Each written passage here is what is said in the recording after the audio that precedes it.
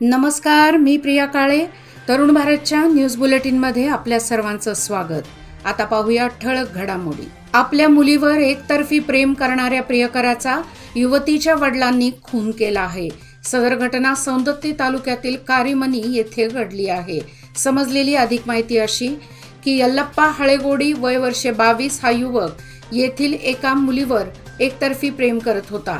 तसेच वारंवार तिच्यावर प्रेमाचा दबाव टाकत होता. याला कंटाळलेल्या युवतीच्या बापाने मुलाच्या घरी जाऊन समजूत घालण्याचा प्रयत्न केला असता त्यांच्यात वादावादी झाली. रागाच्या भरात मुलीच्या बापाने त्या मुलाला तसेच त्याला वाचवण्यासाठी आलेल्या प्रियकराच्या भावावर चाकूने वार केला. यामुळे यल्लप्पा हळेगोडी व मायाप्पा हळेगोडी या दोघा भावांचा जागीच मृत्यू झाला. या घटनेनंतर आरोपी फकीरप्पा भाविहाळ वय वर्षे 55 हा फरारी झाला आहे. या घटनेची नोंद मुरगोड पोलीस स्थानकात झाली आहे. 10वी परीक्षेचा निकाल गुरुवार दिनांक 9 रोजी सकाळी 10:30 वाजता जाहीर केला जाणार आहे. उत्तरपत्रिकांचे मूल्यमापन पूर्ण झाल्यानंतर कर्नाटक राज्य शाळा परीक्षा व मूल्यमापन मंडळाने निकालाची तारीख जाहीर केली आहे. मंडळाच्या वेबसाईटवर सकाळी 10:30 नंतर निकाल उपलब्ध करून दिला जाणार आहे. गुरुवार दिनांक 9 रोजी सकाळी 10:30 नंतर परीक्षा मंडळाच्या वेबसाईटवर निकाल जाहीर केला जाणार आहे. निकालाची तारीख जाहीर झाल्यामुळे विद्यार्थ्यांची घालमेल वाढली असून किती गुण मिळवतील याचा अंदाज काढला जात आहे.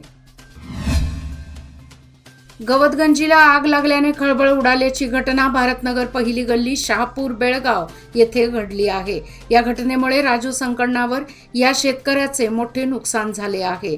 स्थानिकांनी व अग्निशमन दलाच्या कर्मचाऱ्यांनी आग विझवली. या दुर्घटनेमध्ये मोठे नुकसान झाले आहे.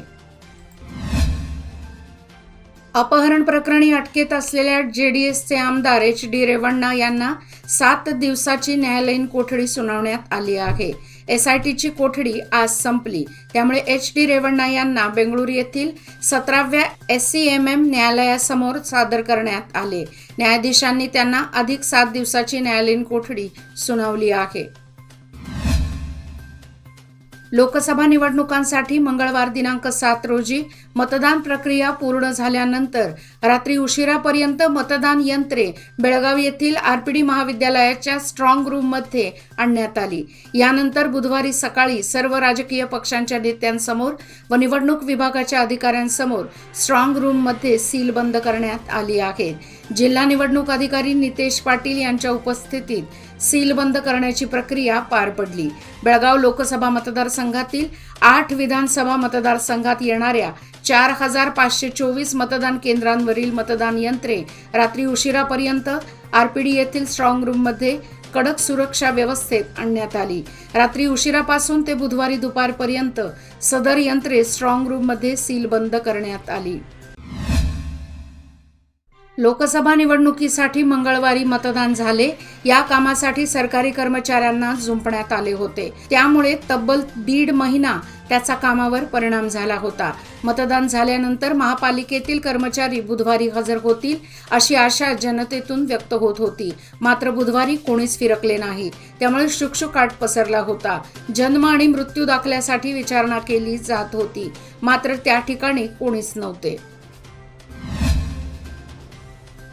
KLS Gogte institute of technology Belagavi 11 May रोजी अंतिम वर्षाच्या विद्यार्थ्यांनी विकसित केलेल्या नाविन्यपूर्ण प्रकल्पांचे प्रदर्शन प्रोजेक्ट एक्सपो 2024चे आयोजन करत आहे. कार्यक्रमाचे उद्घाटन 11 मे रोजी श्री पराग भंडारे, सहव्यवस्थापकीय संचालक AKP फेरोकॅस्ट बेळगावी यांच्या हस्ते होणार आहे. हे प्रदर्शन सकाळी 10:30 पासून दुपारी 1:30 पर्यंत खुले राहणार आहे. सार्वजनिक PU कॉलेज आणि डिप्लोमा कॉलेजमधील विद्यार्थी, प्राध्यापक आणि पालकांसाठी या प्रदर्शनाचा लाभ घेण्याचे आवाहन KLS GITचे प्राचार्य डॉक्टर MS पाटील यांनी केले आहे. स्मार्ट सिटी अंतर्गत शहरातील रस्ते, गटारी यांचे काम करण्यात आले. मात्र त्यानंतर 24 तास पाणी पुरवठ्यासाठी विविध ठिकाणी पाईपलाईन घालण्याचे काम सुरू आहे. मात्र त्यामुळे नव्याने करण्यात आलेल्या रस्त्याची खोदाई केली जात आहे. त्यामुळे नागरिकातून संताप व्यक्त होत आहे. कॅम्प येथील सिग्नल पासून रावसाहेब गोगटे सर्कल पर्यंत खोदाई करून पाण्याची मोठी पाईपलाईन घालण्यात येत आहे. मात्र त्यामुळे नवीन करण्यात आलेल्या रस्त्याचे नुकसान होत असल्याचे दिसून येत आहे. लोकसभा निवडणुकीमध्ये मतदानाचा टक्का वाढला आहे. चिकोडी लोकसभा मतदारसंघात 78.63%, बेळगाव लोकसभा मतदारसंघात 71.49% मतदान झाले आहे.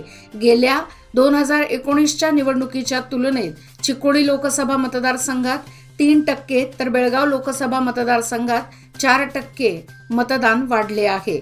स्वीप समितीकडून जागृत करण्यात आल्याने मतदानाची टक्केवारी वाढल्याची प्रतिक्रिया जिल्हा स्वीप समितीचे अध्यक्ष राहुल शिंदे यांनी दिली. बेळगावचे माजी नगरसेवक व सामाजिक कार्यकर्ते रंगनाथ पोतदार यांचे पुणे येथील आपल्या मुलाच्या घरी आज बुधवार दिनांक 8 रोजी निधन झाले. प्रभाग क्रमांक 31 मधून त्यांनी नगरसेवक म्हणून जनसेवा केली होती. टिळक चौक येथील सार्वजनिक श्री गणेशोत्सव मंडळ तसेच रामदेव गल्ली येथील बेळगाव मेडिकल्सचे कार्यभार त्यांनी पूर्वी सांभाळले होते. महाराष्ट्र शासनाच्या सांख्यिकी विभागात त्यांनी सेवा बजावली होती.